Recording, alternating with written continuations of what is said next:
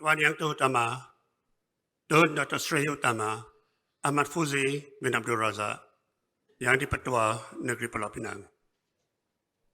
Yang Berhormat Dato Halim, State Minister for Investment, Mr. Michel von Crombrugge, Vice President of the Malaysian International Chamber of Commerce and Industry, MICCI, Yang Berbahagia Dato Seri Muhammad Iqbal, Chairman Economic Club of Kuala Lumpur and the Malaysian Global Business Council, Yang Berbahagia Tan Sri Khosukun, former Chief Minister, Honorary Consuls, Tan Sri, Dato, ladies and gentlemen. Selamat pagi, selamat datang, salam sejahtera.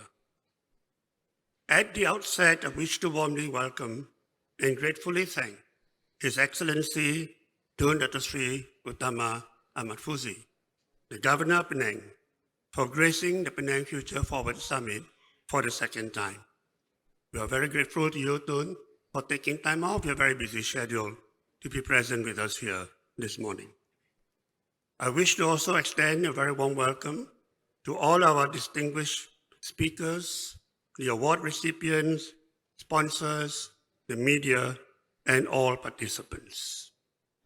We wish to also thank the Chief Minister, Yang Ahmad Berhormat Chow Kon Yon, who will be delivering the luncheon keynote address later today. Today's summit is aimed at getting Penang future ready by developing a future-proof state which is inclusive, sustainable, innovative, and progressive. To be future ready, Penang has to address global challenges and trends and seize new opportunities as they unfold. Today, we live in a more volatile world, volatile, uncertain, complex, and ambiguous.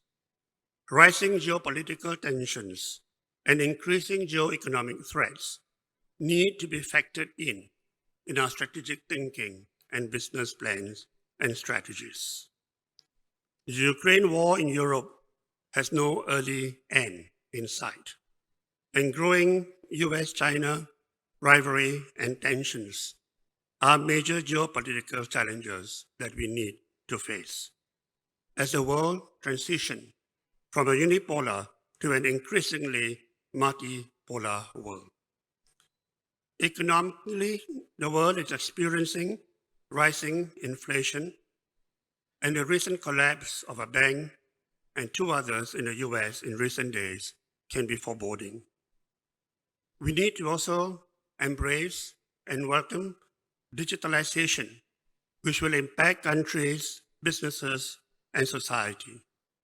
And we need to be able to keep abreast of what I would call the ABCDE of the digital economy, where A stands for AI, B for blockchain, C for crypto, D for data, and E for e-commerce.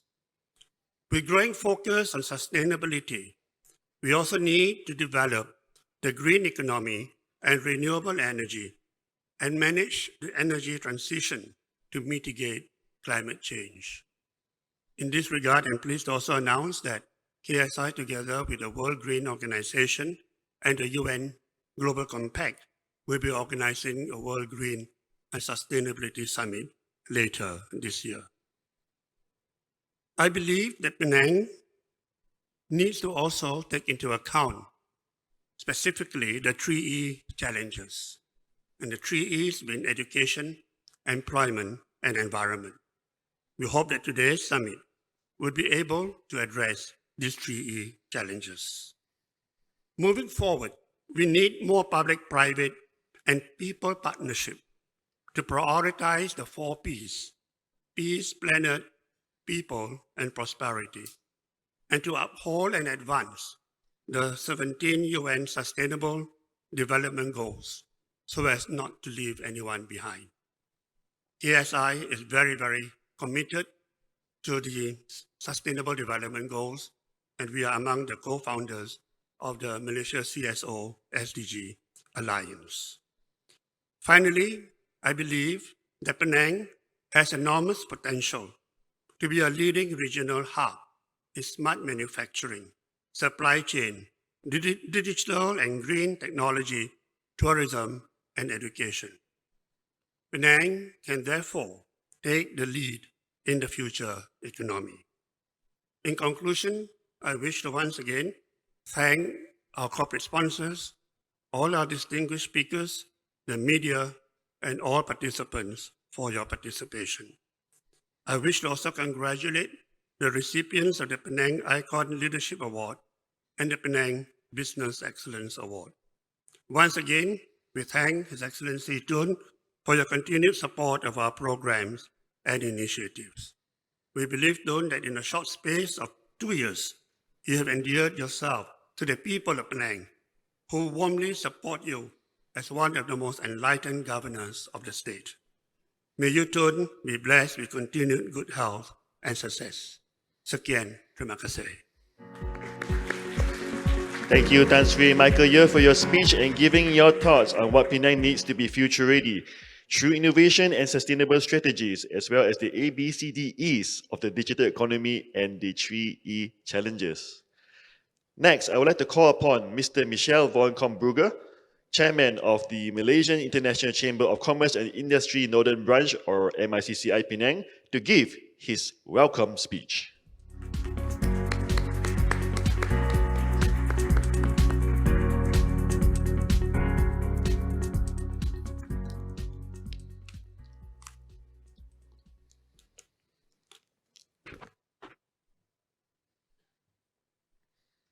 Tuan Yang Terutama Tun Dato Seri Utama Ahmad Fuzi bin Haji Abdul Razak, Yang Di-Pertua Negeri Pulau Pinang.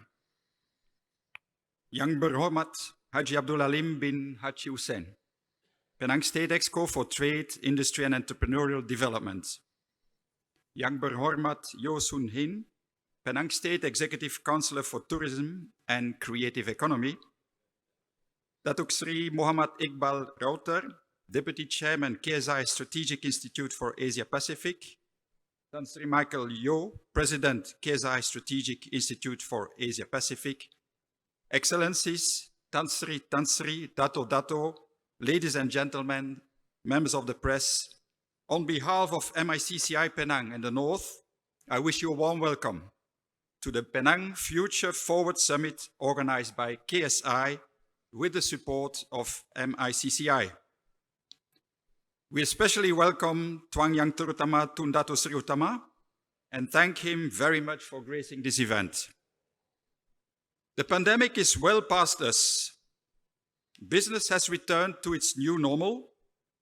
The Penang economy has done well last year, and hence the theme of this summit, Future-Proof Penang for the New Global Economy, is particularly pertinent. MICCI, the Malaysian International Chamber of Commerce and Industry, is the longest-serving chamber of commerce in Malaysia. It was founded in Penang in 1837 and represents close to 1,000 corporate members with over 30 different nationalities. MICCI has branches in various parts of the country. Penang and the North is one of them. Currently, MICCI's main objective is to support our members in all possible ways.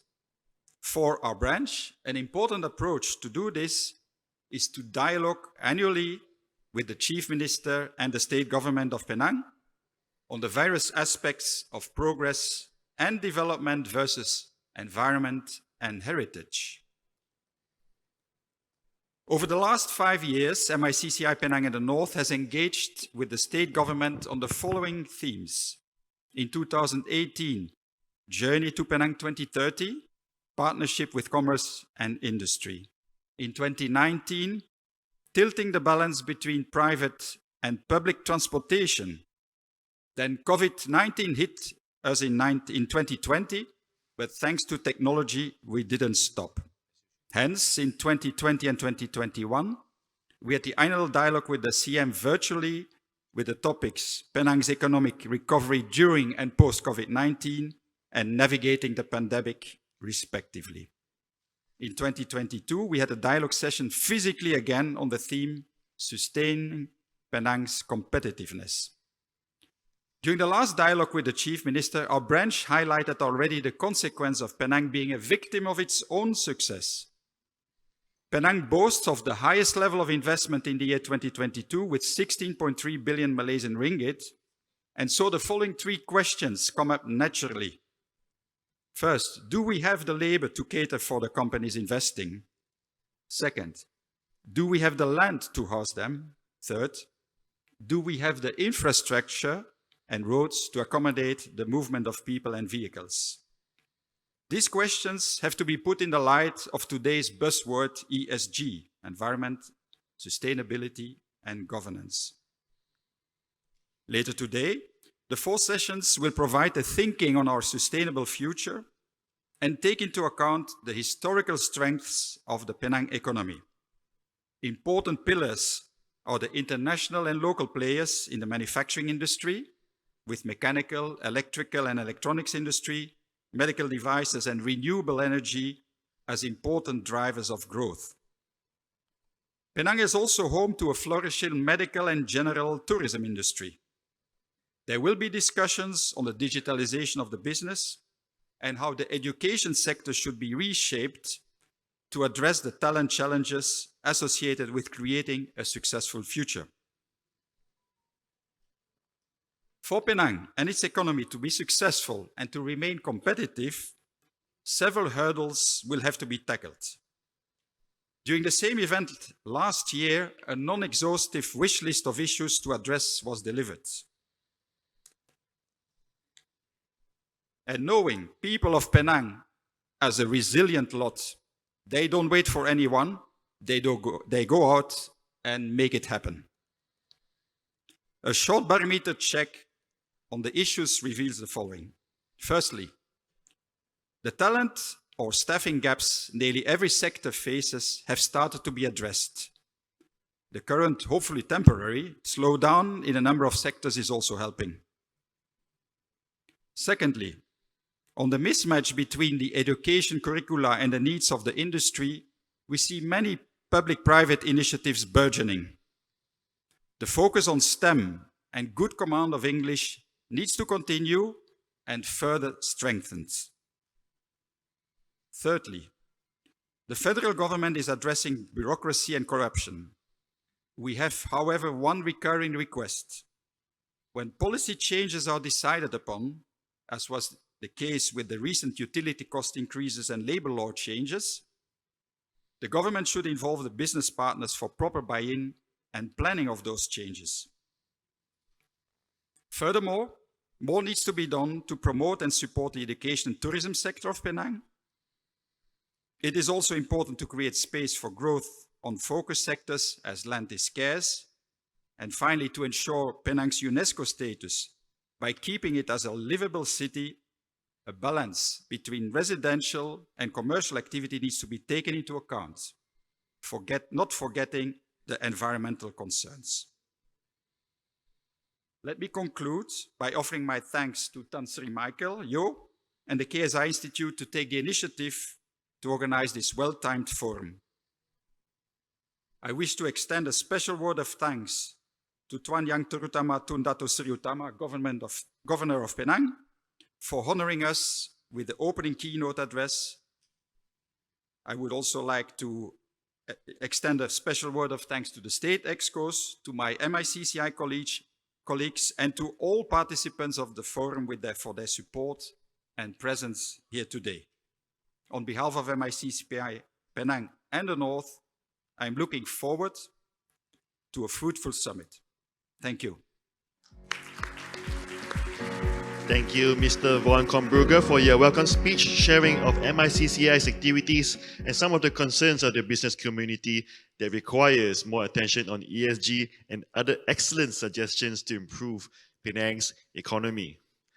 Distinguished guests, ladies and gentlemen, it is now my pleasure to announce the presentation of the opening address with the title Striving for Greater Unity, Progress and Prosperity by none other than the Governor of Penang himself, Tuan Yang Utama, Tun Dato Seri Utama Ahmad Fuzi bin Haji Abdul Razak. A round of applause.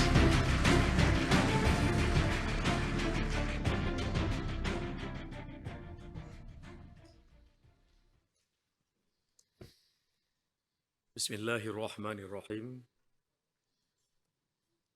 The Honorable Dato Seri Muhammad Iqbal Router, Deputy Chairman, KSI Strategic Institute for Asia Pacific and Chairman, Economic Club of Kuala Lumpur, the Honorable Tan Sri Michel Yeoh, President, KSI Strategic Institute for Asia Pacific, Dato Masiha, Vice President of the International Chamber of Commerce, distinguished guests, speakers, excellencies, ladies and gentlemen. Assalamu alaikum warahmatullahi wabarakatuh, and a very good morning. I would like to thank the KSI team for this invitation and for organizing this Penang Future Forward Summit for the second time in Penang. I welcome this gathering of business leaders, captains of industries, academia, community leaders, and all stakeholders to keep ourselves abreast on the latest developments in Penang and to discuss its future. The first time we met was in October 2021. Much has happened since then in the world and in Malaysia. The war in Ukraine has been raging for over a year now, with no clear end in sight. The worst is yet to come. The daily news have not been good. Not only have supply chains been disrupted, the sense of insecurity throughout the world is getting stronger, and the negative narrative surrounding it has expanded in various ways. Inflation has hit most parts of the world as well, caused directly or indirectly by the conflict. On the home front, here in Malaysia, we have slightly better news. There is a sense of healing going on within the country, and the hope is for the process of healing to spread further, to significantly enhance the feel-good factor nationwide. In Penang, there is a state election coming up, and my hope is for the election to be held peacefully within the country's democratic system. Ladies and gentlemen, as a major economic hub in the region, Penang is deeply affected by the ebbs and flows of the global economy.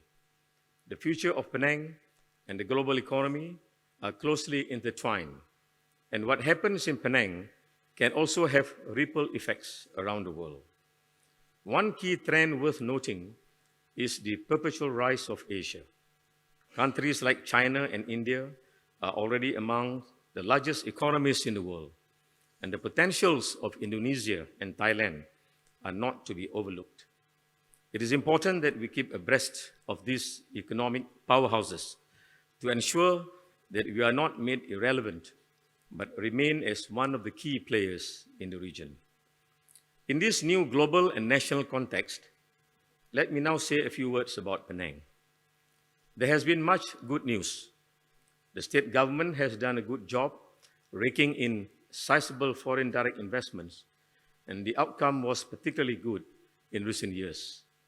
This is a reflection of the confidence that investors have towards the state. For instance, Penang has garnered a total of ringgit Malaysia 149 billion approved manufacturing investment over the past 10 years. What's more, the state has managed to record 76 billion ringgit in 2021 alone, which was an all-time high. On the other hand, the services sector recorded a total approved investment of RM 36 billion from 2019 to 2021, which is critical to the state's economic growth and development. The sector contributes significantly to job creation, labor productivity, income generation, and a modern economy. From January to September 2022, Penang was also among the top contributors of our country, registering as much as ringgit Malaysia 9.2 billion of total approved investments in its approved manufacturing investment.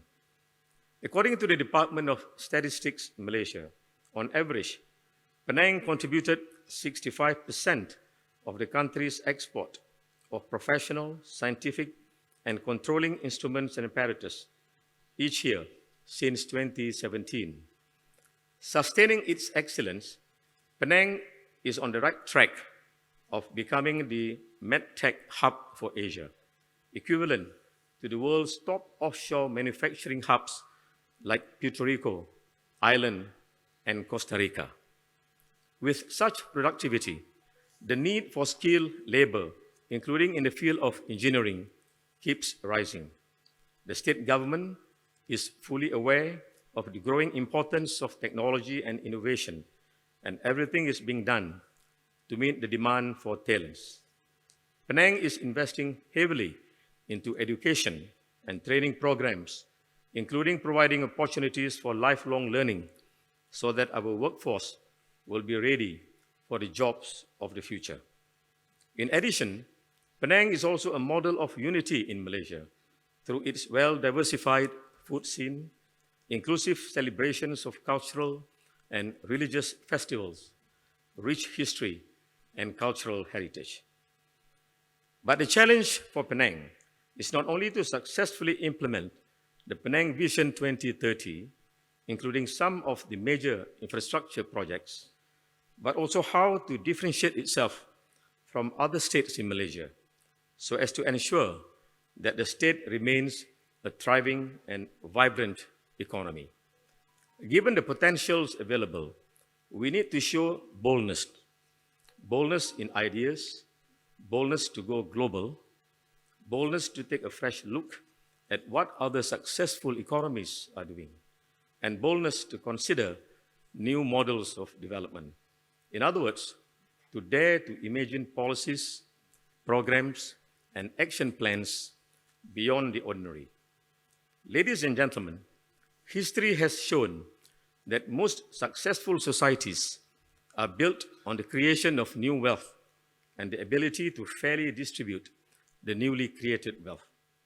If you look at modern history of Penang, it was thanks to the foresight, wisdom, and initiative of the generation of leaders that took over Penang in 1969, led by the late Tun Dr. Lim Chong Yu, that the economic crisis that Penang suffered following the withdrawal of its free port status was finally brought to an end. The strategically wise decision to establish free trade zones then was what kept Penang relevant to the global economy. It opened up new career paths for many of our people, from operators to engineers to tech entrepreneurs. Today, we are still continuing along that path, becoming ever more important in the supply chain in many sectors, especially in the electronic and electrical, manufacturing and engineering sectors, and transforming Penang into the Silicon Valley of the East. With the current tensions between the US and China, that role has become a geostrategic one, which we must, as much as possible, manage to our advantage. The cultural assets inherited from Penang's history as a major free port serving the Strait of Malacca, the Andaman Sea, and the Indian Ocean have been appreciated by the world, notably in Georgetown's listing on the UNESCO World Heritage List in 2008, and in the boom in tourism ever since. Serving the maritime region between Calcutta, Yangon, Aceh, and Singapore was what made Penang what it is, a trading, educational, and cultural hub. This is obvious to us all, but not as obvious is the fact that this heritage has been on the decline since the free port status was ended in the late 1960s. But what we should not forget is that geography is an eternal asset that should not, and in the long run, cannot be ignored. Penang's geo-economic stature in its immediate environment, in its near abroad, as it were, always held it in good state. Penang became home to many cultures and home to their school systems, to their religious faith, and to the economic practices. And it allowed for cross-fertilization of these to create what we distinctively know today as Penang characteristics. Ladies and gentlemen, I believe it is useful for us to consider revisiting the idea of reviving the free port status of Penang. The economic gains may be obvious to us all, especially business leaders gathered here. But the cultural gains, which in the long run also translate into substantial economic benefits, are even more essential to Penang's cultural depth and affluence. Such a move promises to resuscitate the economic and cultural dynamism in this region, where the ocean, the sea, and the strait meet. It would be a natural way of Penang taking advantage of its God-given heritage, its invaluable location on the world map. With a shift in thinking away from the Asia-Pacific or the South China Sea or the Strait of Malacca towards the Indo-Pacific and towards the Belt and Road, we should reconsider our place in the world, not only in geostrategic, but also in geo-economic terms. And given our key role in the global electronic chip industry, it may be hard to separate our economic considerations from our strategic concerns.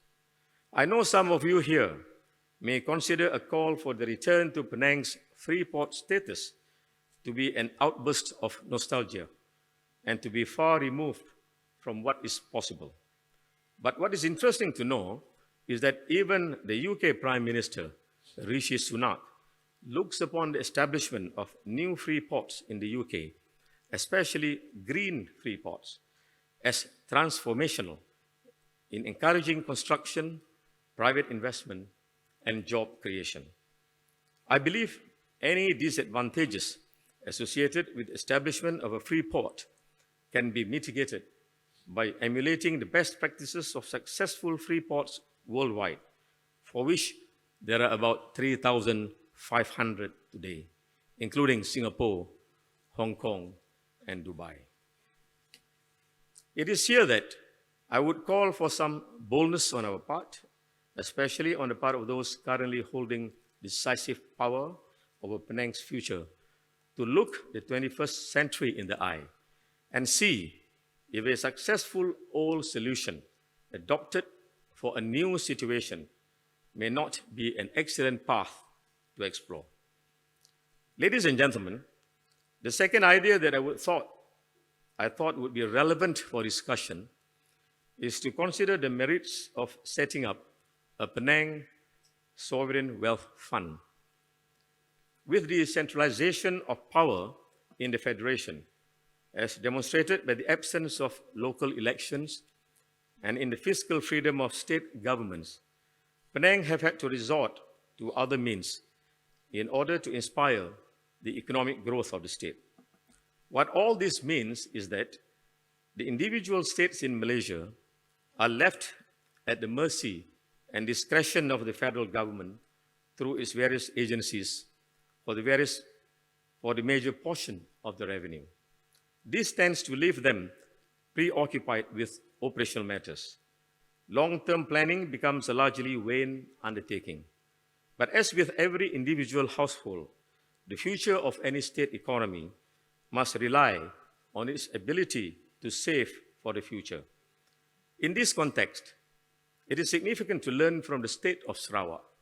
I'm aware that Sarawak's situation is quite unlike Penang's, but it does not hurt to dare to explore the bold policies of others and to adopt and adapt whatever can be good for Penang in the long run. Now, just after the last general elections, the Sarawak Legislative Assembly unanimously approved the Sarawak Sovereign Wealth Future Fund Board Bill. The main objective of such an exercise, to quote Sarawak Premier Tan Sri Abang Johari Openg, is to convert non-renewable assets to financial assets, invest in the future through forced savings, and secure the continued growth of financial reserves through diversified investments. The key point of this is to generate income for the future without being too dependent, and for the state to have the means to aid its own people in education, in skills attainment, and in other socio-economic endeavors. Needless to say, transparency, competency, and accountability are key to the success of such a scheme, and it may be wise for us to focus on independence and impartiality as the definitive aspects, if ever such an undertaking were to be considered. Ladies and gentlemen, this summit is designed to discuss the future of Penang. Let me therefore conclude by calling for some out-of-the-box thinking on the part of all stakeholders, including participants gathered here today, and submit these ideas not so much as definitive proposals, but to inject the necessary trigger points for you to explore in detail various aspects of the proposals during your deliberations. I wish all participants a fruitful and productive summit. With these words, I have great pleasure to officially open the second Penang Future Forward Summit 2023. Thank you. Wabillahi taufiq wal hidayah. Wassalamualaikum warahmatullahi